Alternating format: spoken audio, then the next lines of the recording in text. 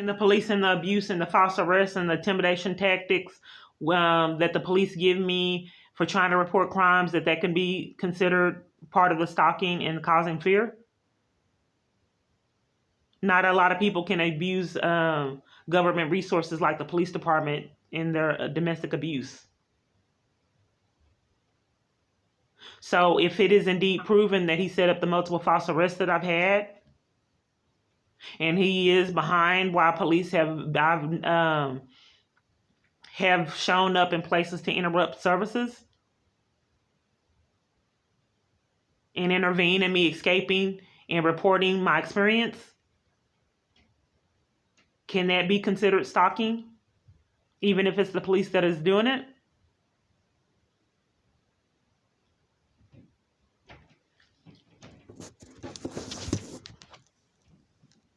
The police have rights to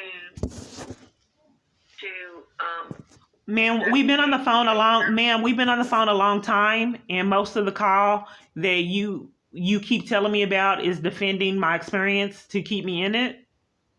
I would like to concentrate on my rights. Because you told me about the police's rights, CPS right to not investigate. You told me about that. You told me about. I never said that CP has a right not to investigate. I said they had a right to investigate claims or charges of neglect and abuse. That's what I said. Oh, they have to investigate? Absolutely. Oh, okay, because they've denied me investigation.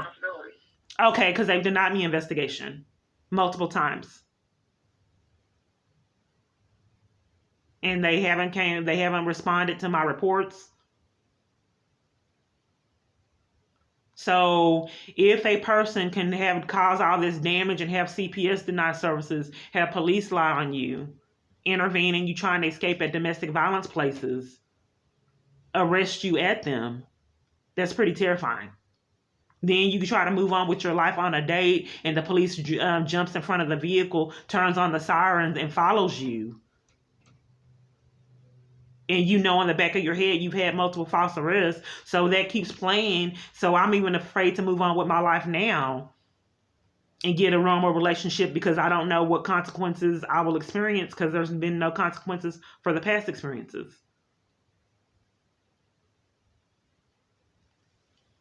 I mean, when I was going to in person to get the protection order, I was pushed and shoved by security and removed at the George Allen building by police trying to do a protection order.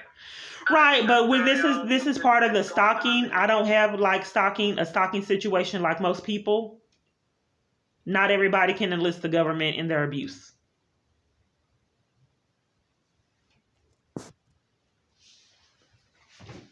I'm so sorry you're going through this, ma'am. So you've got the 3 applications, and we'll be in touch with you within the next 2 to 3 weeks. As you admitted, we have been on the phone a substantial amount of time, and I have been assigned to make contact with some other callers. Okay, but I do have a question. So do you deny people that are in domestic violence situations legal advocacy? No. Okay. We have to investigate to make sure that we have resources to assist you. You haven't indicated that you are actually in a domestic violence situation. I've indicated that multiple times, and the police are enlisted. I have a stalker that enlists the police and government agencies in his stalking and abuse, and I've told you that I saw him stalking, and I have multiple false arrests behind him. I've told you that. And right now, the custody agreement, the situation with my child custody rights, I believe he's behind. I believe he's why the CPS worker lied on me and made those false statements. I've explained that to you. That I'm in a domestic violence situation where the police are enlisted in the abuse. Well, you're calling it domestic violence, but that's not the definition of domestic. I thought stalking, enlisting the police officer and stalking, and cyber stalking, and all of that. Whether you do it with devices and all of that was a form of stalking. And if you enlist a police officer, a police department in doing it, it's even worse. What are your facts concerning cyber stalking? What are your facts? Because I don't have those.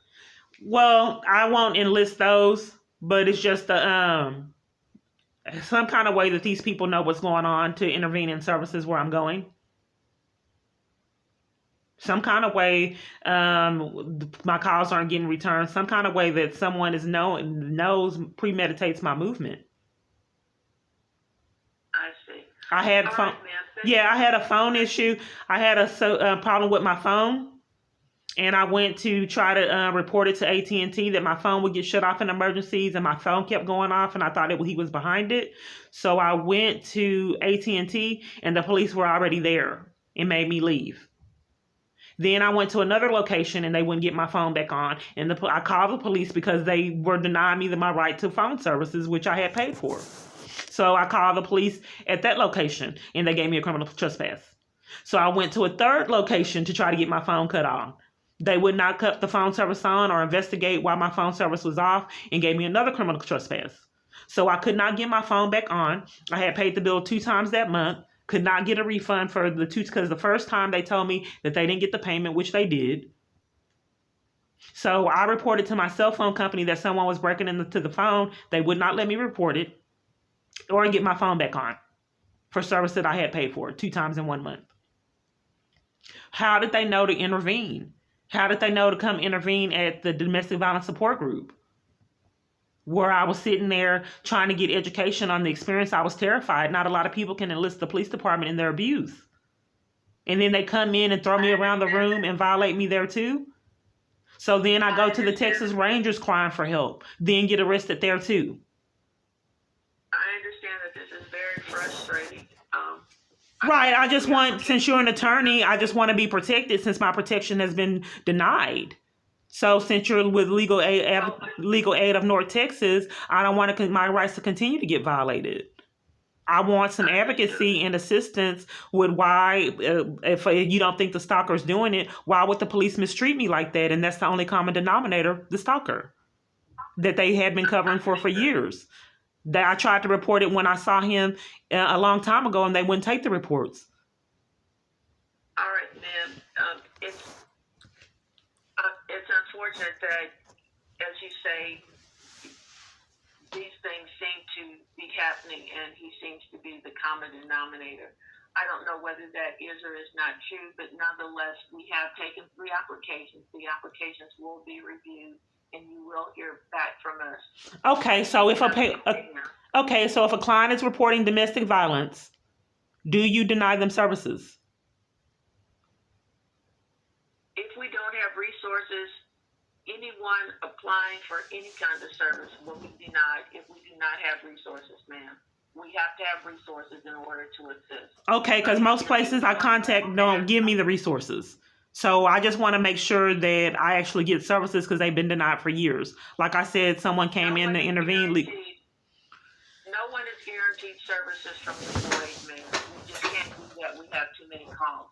But Okay. Thank you so much for considering us to provide service to you.